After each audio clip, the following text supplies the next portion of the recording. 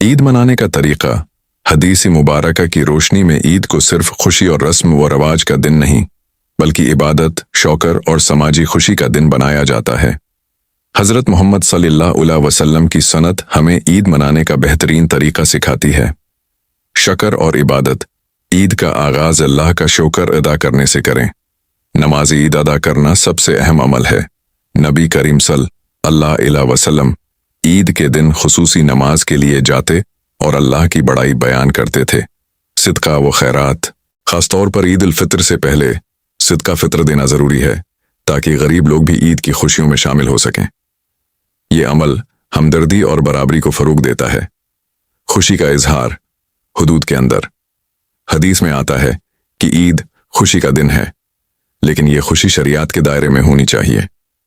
नबी करीम सल्लल्लाहु अलैहि वसल्लम ने जायज़ तफरीक और खुशी की इजाज़त दी, जैसे बच्चों का खेलना या घर वालों के साथ खुशी मनाना।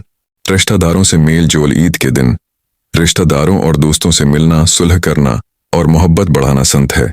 ये दिन दिल साफ करने और ताल्लुकात मजबूत करने का बेहतरीन मौका है। सादा और पाकीज़ा खाना। नबी करीम सल्लल्लाहु अलैहि वसल्लम ईद के दिन अच्छा खाना खाते थे, लेकिन इसराफ, फजूल खर्ची से बचते थे। ईद उल फित्र के दिन नमाज से पहले कुछ खाना, खजूर वगैरह संत है। अच्छा लिबास और सफाई। ईद के दिन अच्छे और साफ कपड़े पहनना, खुशबू लगाना और सफाई का ख्याल रखना भी संत है।